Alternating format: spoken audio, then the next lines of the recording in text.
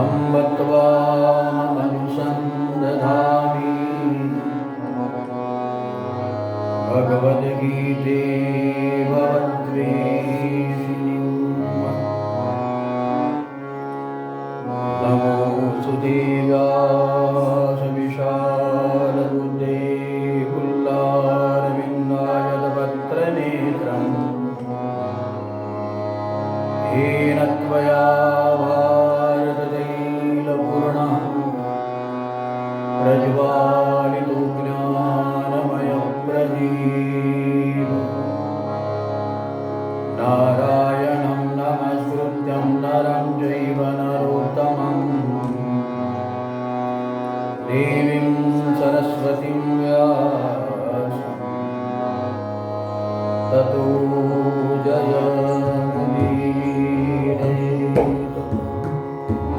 श्री गोपालकृष्ण भगवान की श्री भगवद्गीता मैया की श्री हनुमान जी महाराज की जय। श्री सद्गुरुदेव भगवान की जय। श्री नर्मदा मैया की जय। नमः पार्वती पतये हर हर महादेव शंभो।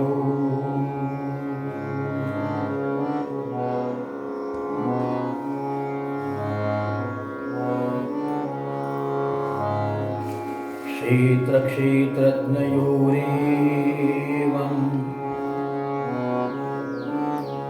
अन्तरं ज्ञानचक्षुषा भूतप्रकृतिमोक्षं च ये विदु यान्ति ते परम्।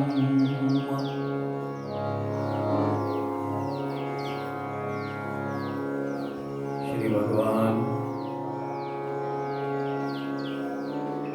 इस 13वें अध्याय का क्षेत्र क्षेत्रज्ञ विभाग का उपसंहार करते हुए कहते हैं, उपसंहार में एक सार होता है जिसको अन्य अध्याय ध्यान में रहे न रहे, किंतु यदि साधक इस बात को अपने ध्यान में ले, समझ में ले, अपनाए तो भगवान उसका फल कहते हैं। उसका फल है भूत प्रकृति मोक्षंच। आपने क्षेत्र क्षेत्रज्ञ के अंतर को जाना है, समझा है,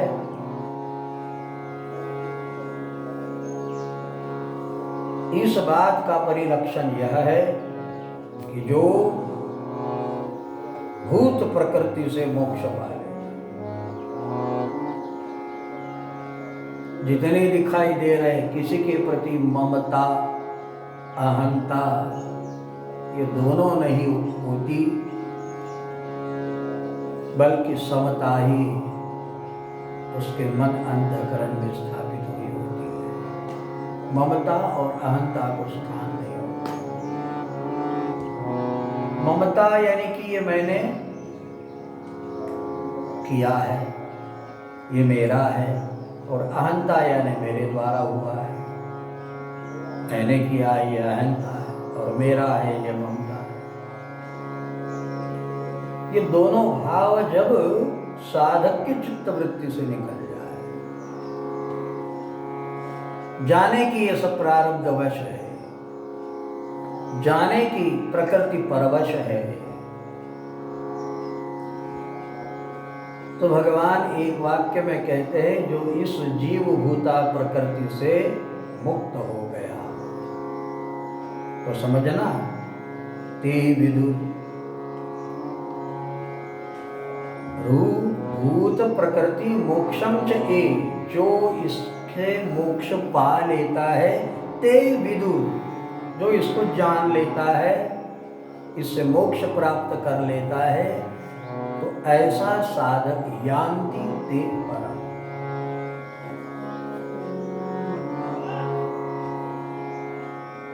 तो वह परमावस्था को प्राप्त हो सकता है।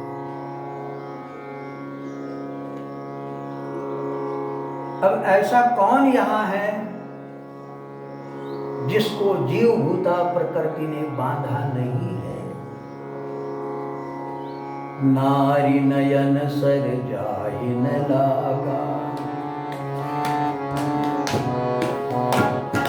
घोर क्रोध दमन सिरो जागा, नारी नयन सर जाहि न लागा, घोर क्रोध दमन सिरो जागा,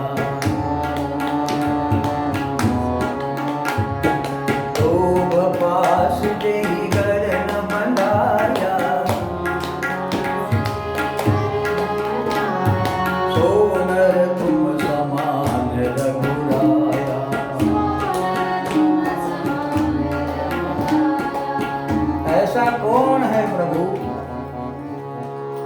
जिसने नारी नयन सर जाहि न लागा, मतलब काम से मुक्त हो गया, घोर क्रोध तम निशि जो जागा, अर्थात क्रोध ईर्ष्या द्वेष से जिसका जीवन मुक्त हुआ, और लोभ पास जही गर्ण बंधाया, अर्थात जो लोभ से अर्थात संग्रहवादी वृत्ति से निवृत्त होकर तृप्त काम किया। ऐसा बताइए तो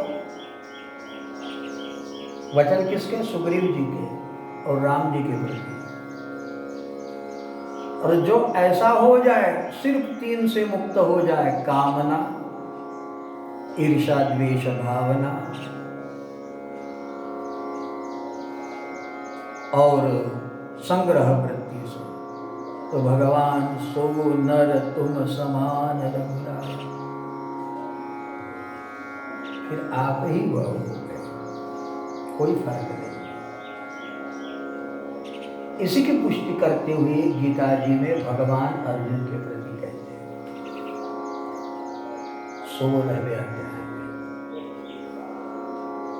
त्रिविधम नरकस्य ईदम द्वारम नाशन आत्मना,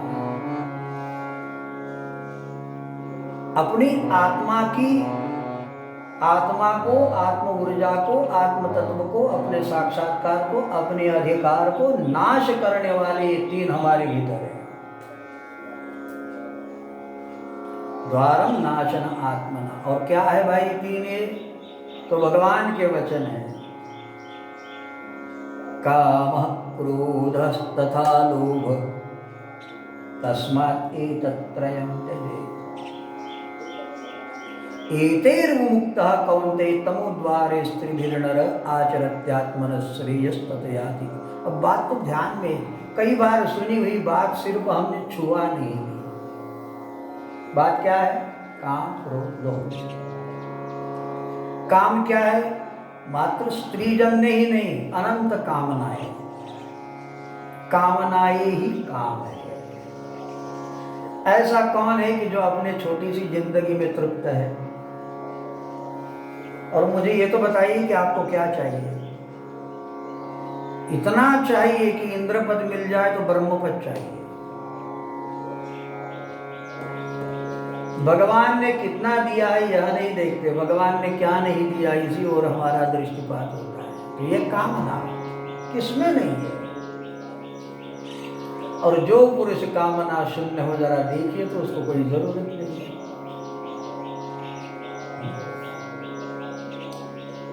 चाह नहीं, चिंता नहीं, मनुआ बेपरवाह, जिसको कछु न चाहिए वो जग शहंशाह, कोई जरूरत नहीं। सिकंदर एक फकीर के पास गया, बोले मैं राजा हूं, बादशाह हूं, मांग तुझे क्या चाहिए? तो बढ़िया धूप में बैठा हुआ फकीर उसकी ओर देखता है। सिकंदर पुनः कहता, बात समझ में नहीं आई? बैठे हो फकीरी वेश में यहां, अरे तुम चाहो तो मकान, दुकान, कारोबार, शादी, ब्याह, तुम जो मांगो मैं सब देने के लिए राजी हूं। चलो मांगो क्या चाहे। फकीर कुछ न बोला।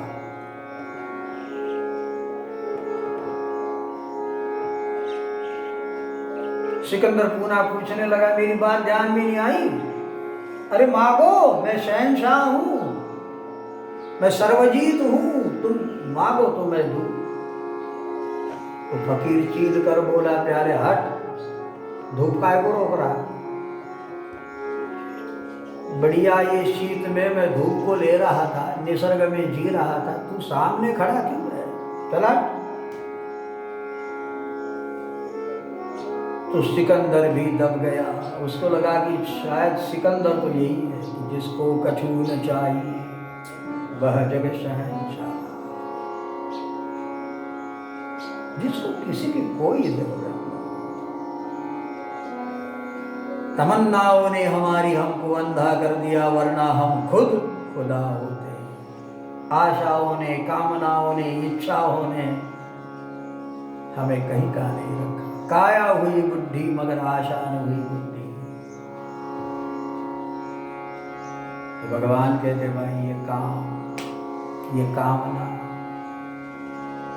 पकड़ के रखा है, जकड़ के रखा है। वृद्धो याति गृहीत्वा दंडम तदपि न मुंचति आशा पिंडम। बुद्धि भी हो जाओ किंतु आशा नहीं छूटती, क्योंकि इसकी ओर हमने गौर किया है। खालिक संत कहते, क्रोध ने छोड़ा, झूठ ने छोड़ा, सत्य वचन क्यों छोड़ दिया तूने, नाम जपन क्यों छोड़ दिया। क्रोध ने छोड़ा, झूठ ने छोड़ा, क्रोध ने छोड़ा, सत्य वचन क्यों छोड़ दिया तूने, नाम जपन क्यों छोड़ा।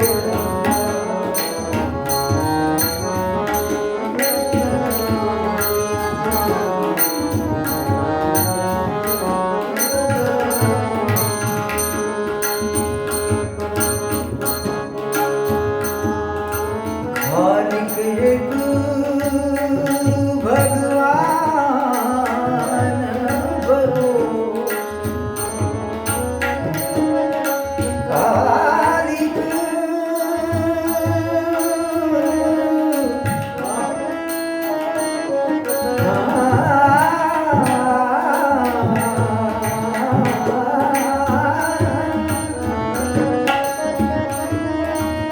एक भगवान के भरोसे तुम ही छाड़ी गए दूसरा, हमें कुछ नहीं चाहिए तेरे सिवा। ये घर तेरा, मकान तेरा, बीवी तेरी, दुकान तेरा, सब तेरा, फिर तेरा क्या? तो सब कुछ तेरा, सिर्फ तू है मेरा। यह दारू का ज्ञान, सब तेरा और मेरा क्या? तो मेरा सिर्फ तू है, तू है, तू है।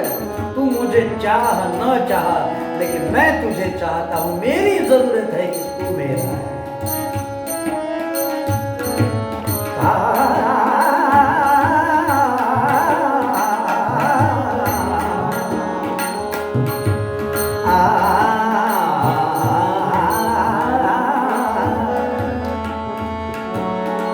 धनि धनि धपद धप मम गम गम धरि गरि म गरि प म ध ध नि ध नि ध सा नि म स ध नि म नि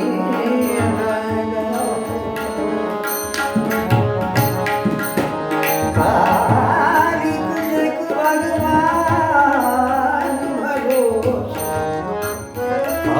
तू भगवान भरोसो।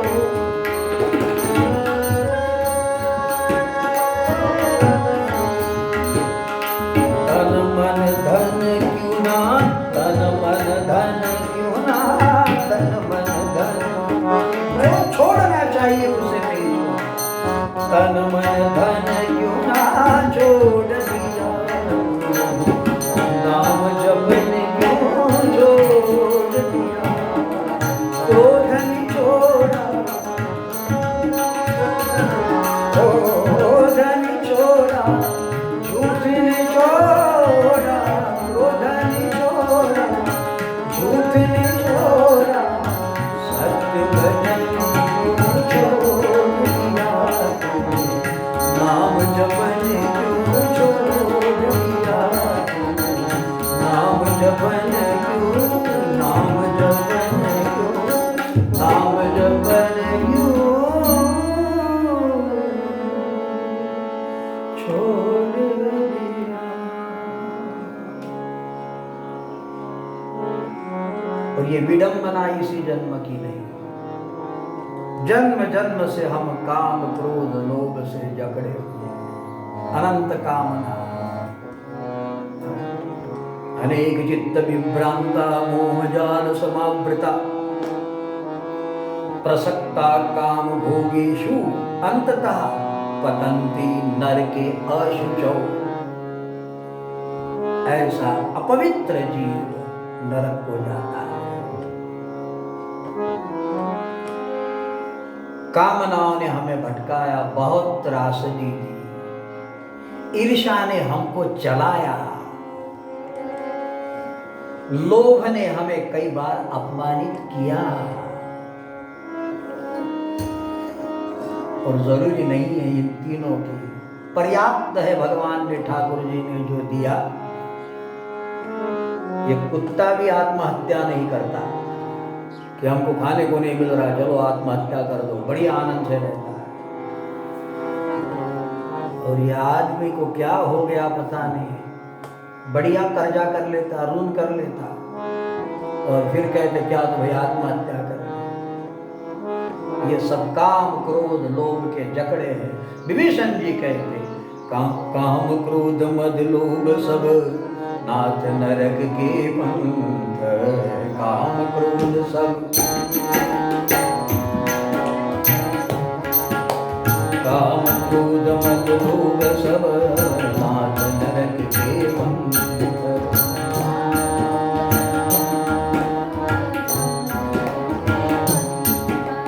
सब परिहरि रघुवीर भजौ भजै जय संत, सब परिहरि रघुवीर भजौ भजै जय संत।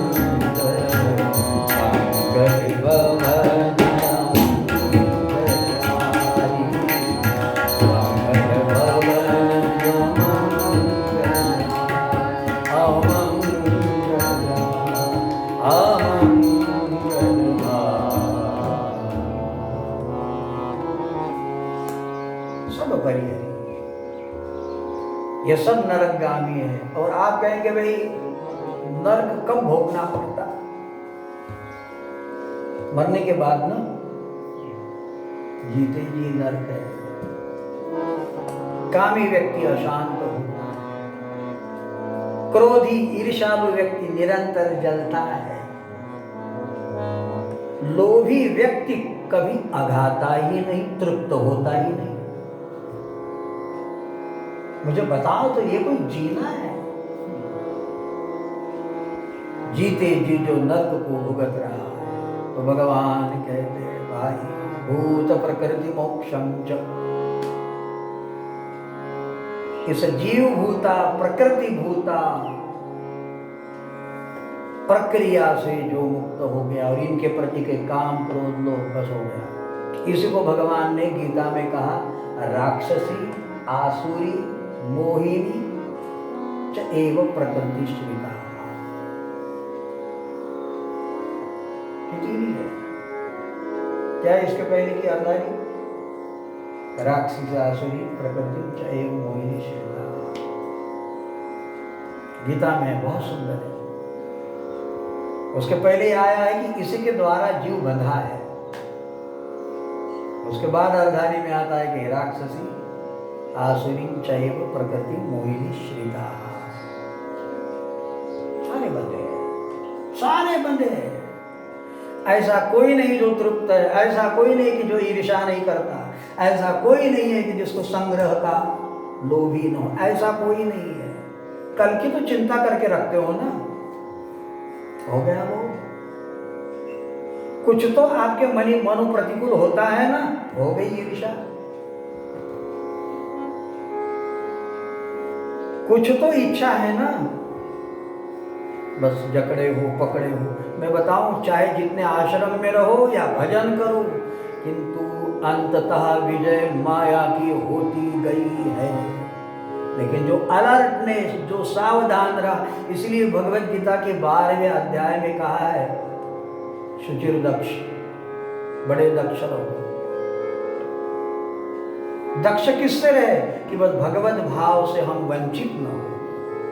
क्रियाकलापों में दक्ष मत रहो, ये क्रियाकलाप भगवान देखते रहे, हम तो बस भगवत भाव कैसे बना रहे, इसके प्रति परम दक्षता उजागर रखे।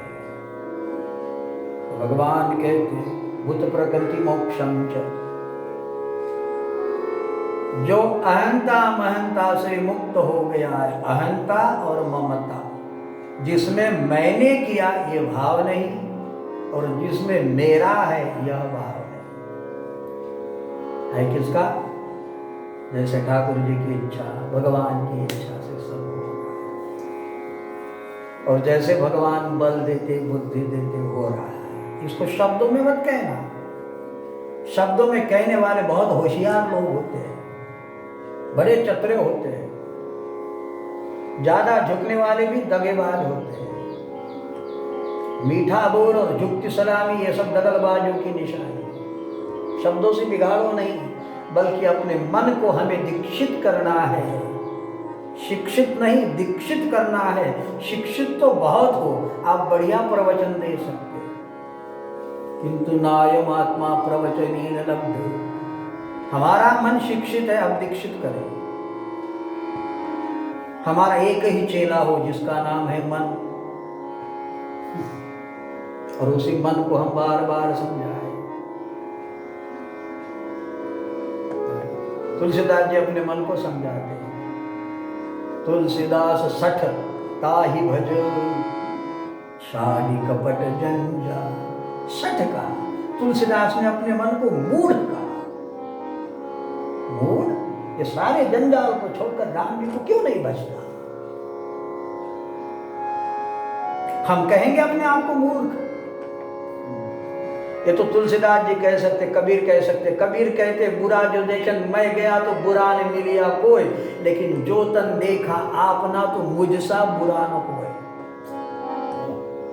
अपने आप को अच्छा मानना, ठीक मानना, इससे बड़ी बुराई दुनिया में और क्या हो सकती है? अपने आप को ठीक मानने में अहंता भी बढ़ती है, अपने आप को ठीक मानने में दूसरों में हम नीचता भी ढूंढते हैं। दोनों अपराध है, अहंता करना भी अपराध है, और किसी में भगवान तो नहीं देख रहे हो बल्कि हमसे नीच देख रहे हो। कैसे भगवान में मन लगेगा? इसलिए भगवान ने कहा भाई ये शर्त है, भूत प्रकृति मोक्षम च ए। जो इस झंझट से मुक्त हो गया, झंझट से आने वैराग्य धारण कर लिया। अरे तुम भोजन करते हो या उपवास करते हो यह नहीं, तुम ब्रह्मचारी हो या गृहस्थ हो यह नहीं, तुम्हारा भाव भगवत भाव कैसे बने?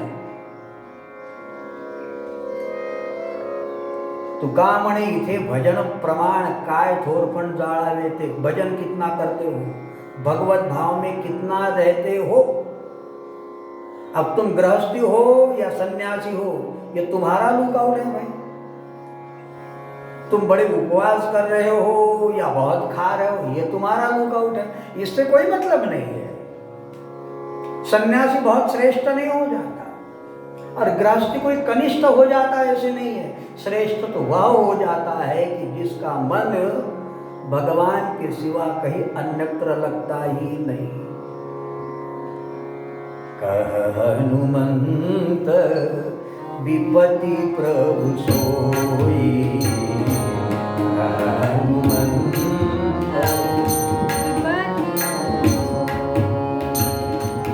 जब तब सुमिरन भजन होई।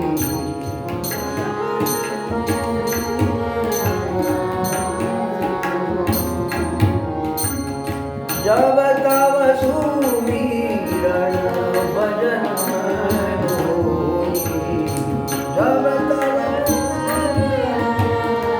भजन होई।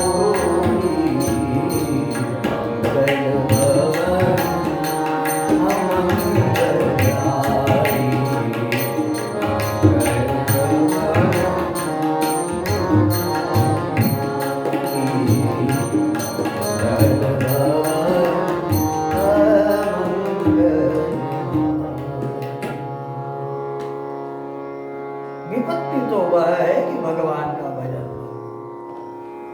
अच्छा है वैराग्य धारण किया, आश्रम में रहते हो, कोई गलत नहीं, हमारा प्रणाम।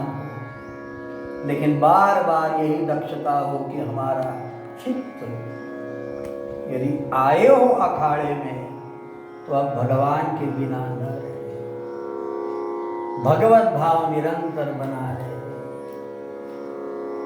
सिया राम मैं सब जग जानी, करहूं प्रणाम जोरी जुग पानी। अब सबको भगवत भाव से हम व्यवहार करने लग गए। मानिए सब राम के नाते, ये सब राम के नाते से हम माने जाने समझे और भगवान में ही रहे।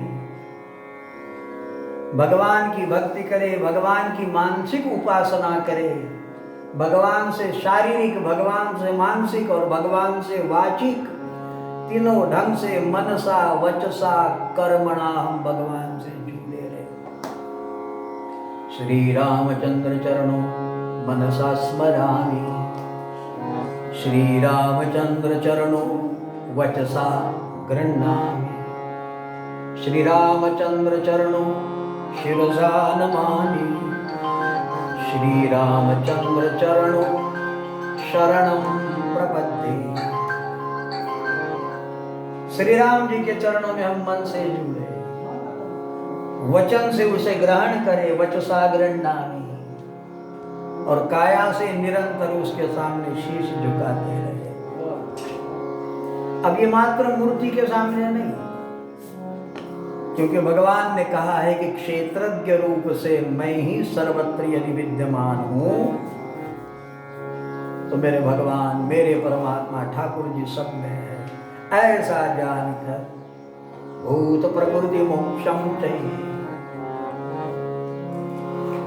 बाह्य आंतर प्रकृति से मुक्त होकर जो क्षेत्रज्ञ अर्थात अपनी आत्मा की स्थिरता को जानता है, तो भगवान कहते ते यान्ति ही परम, वे परम अवस्था को, परमोच्च स्थिति को अर्थात परमात्मा को अर्थात आत्मानंद को यान्ति ही अर्थात प्राप्त हो जाते हैं।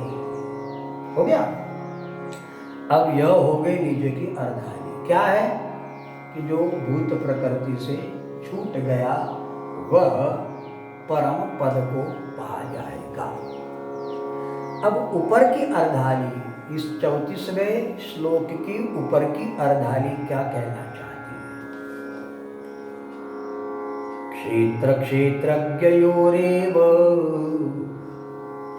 अंतरम ज्ञान चक्षुषा। क्या कहते हैं? अब ये ऊपर की अर्धाली है।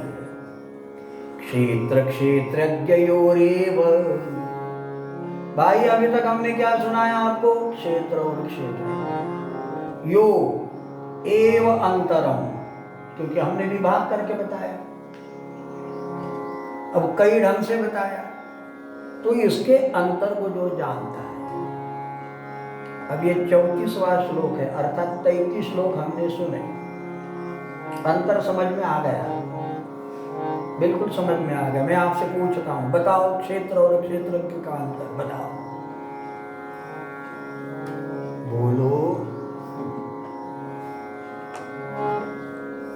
क्या क्षेत्र किसको कहते हैं?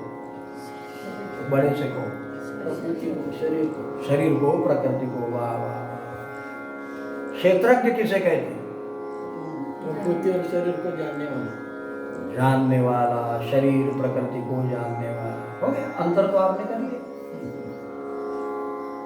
भगवान कहते क्षेत्र क्षेत्रज्ञ यो एवं अंतरम, जो कर लेता है तो वह भूत प्रकृति से मुक्त हो जाता और परम पद को प्राप्त कर लेता। अब आपने अंतर कर लिया, अब काम क्रोध लोभ से मुक्त हो गए?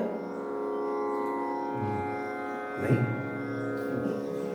अंतर तो ध्यान में आ गया कि भाई क्षेत्र प्रकृति क्या है, ये भी ध्यान में आ गया। उसको जानने वाला क्षेत्र के ये भी ध्यान में है।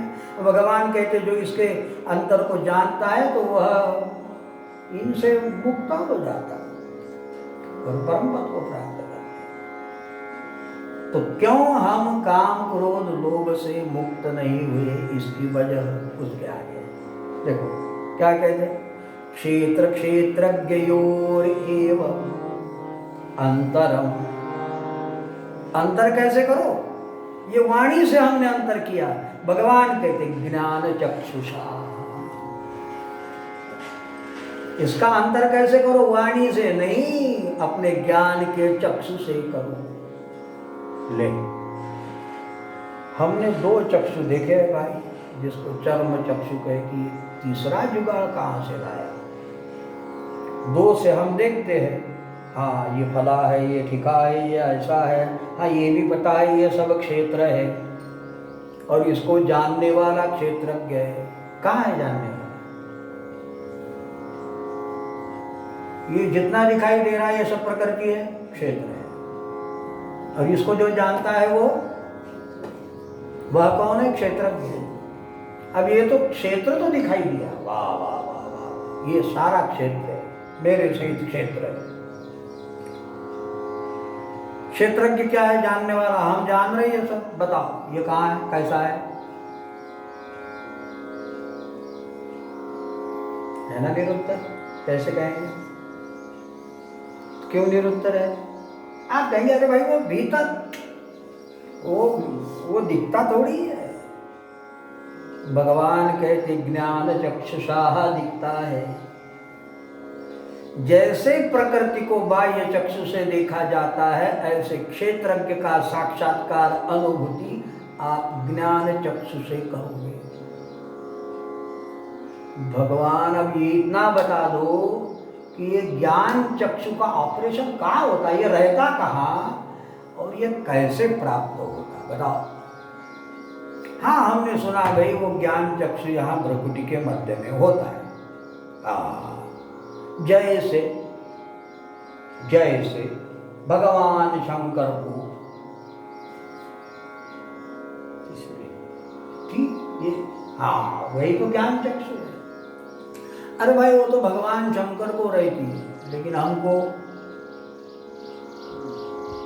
ऑपरेशन करके फोड़ के देखो कहीं निकले तो आंख दिखना मुश्किल है।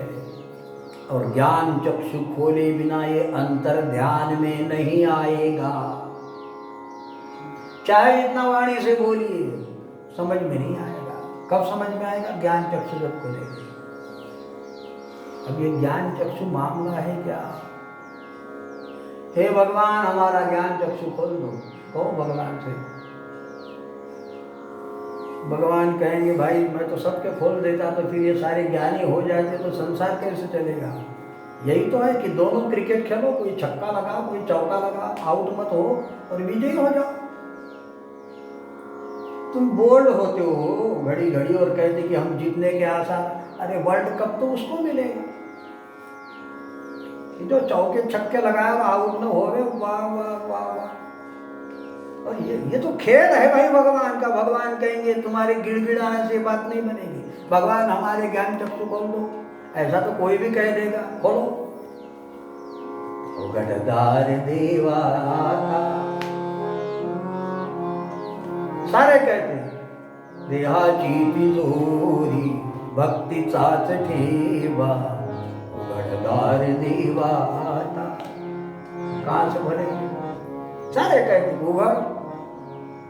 अब दरवाजा तो खोलना पुजारी के हाथ में, और कह रहे भगवान से उघड़दार देवा आता। भगवान के मंदिर का दरवाजा कौन खोलेगा?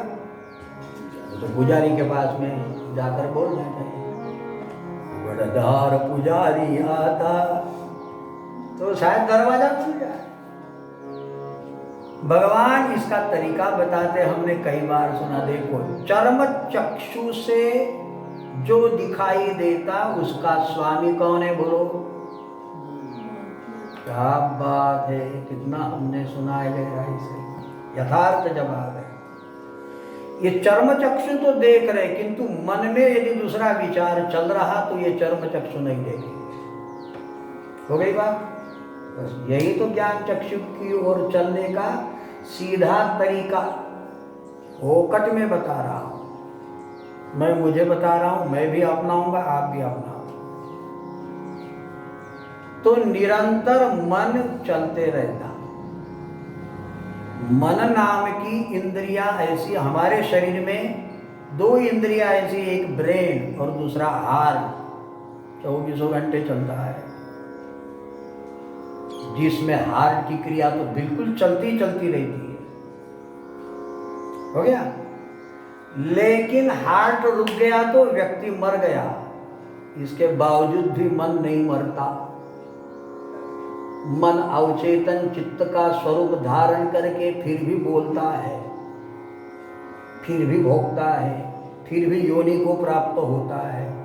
बताओ, एक मन नाम की अव्यक्त इंद्रिय हम में ऐसी है कि लगातार बोलती है, और उसके बोलने से ही ये सारा दिखता है, सारा सुनाई देता है। तो बात ध्यान में आ गई पते की? ये ज्ञान चक्षु की ओर चलने का तरीका है, और मात्र साधकों के लिए है। कर सको तो अभी आज ही ज्ञान चक्षु खुल जाए, वरना अभ्यास करते रहे। देखो, सिद्धांत क्या है कि चर्म चक्षुओं से तभी दिखता है कि जब मन उसके प्रति सजग हो। अब भूत प्रकृति से जो मोक्ष को प्राप्त कर लेता, अर्थात ये मन जहां रुक जाता है तो ज्ञान चक्षु खुल जाते हैं। ये तरीका है। देखो, आप यहां बैठे भी हो तो कुछ ना कुछ उधेड़ बुन में हम होते। बंद करो आंख, भगवान को सामने लाएंगे, ज्योति को सामने लाएंगे, नाद को सामने लाया ना कुछ मन कुछ ना कुछ तो लाएगा। और जिसको भी लाएगा, तुमने भगवान को भी सामने लाया है। ये चर्म चक्षु खोलने का रास्ता है। वहां कुछ नहीं चलेगा। शुभाशुभ परित्यागी, अशुभ का तो त्याग है, लेकिन शुभ का भी त्याग करने की हिम्मत जो रखता है। शुभ को तो अवलंबन इसलिए करना पड़ता कि अशुभ से पीछा छूटे। संसार का चिंतन होता है तो भगवान का चिंतन करो।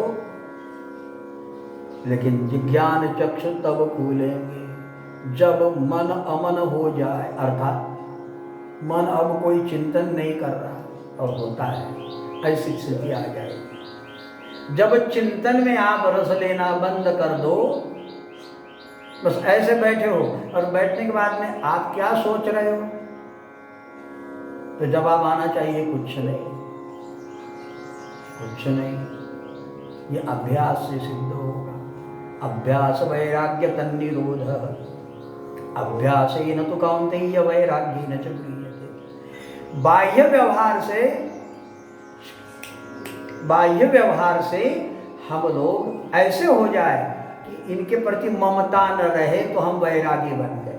और अभ्यास इसका निरंतर आधा एक घंटा बैठना पड़ेगा। देखो मन की उधड़ चल रही।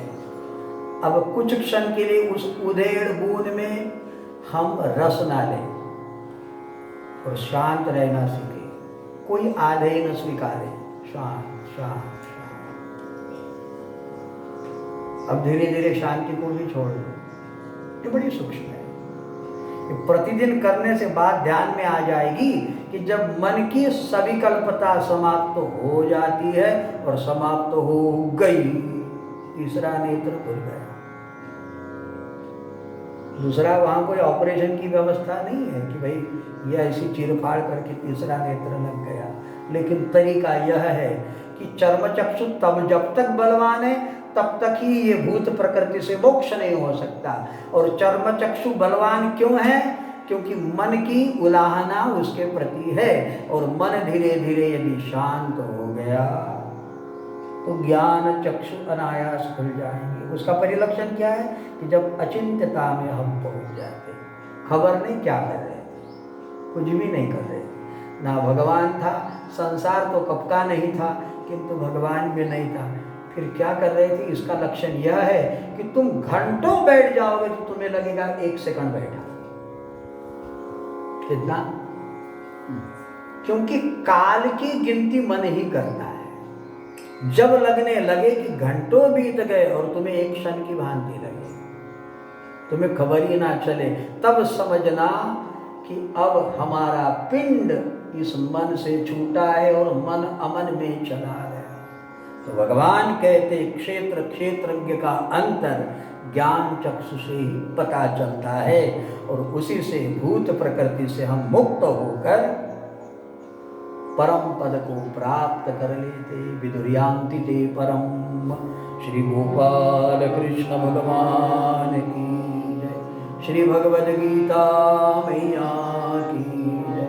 श्री हनुमान जी महाराज की जय। श्री सद्गुरुदेव भगवान की जय। श्री नर्मदा मैया की जय। नमः पार्वती पतये। हर हर महादेव शंभो।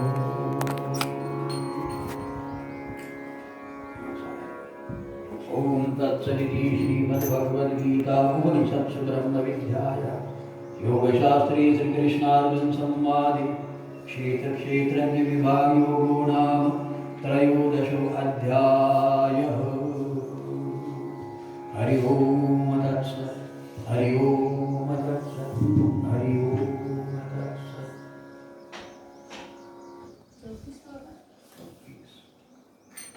हाँ, बताइए प्रणाम।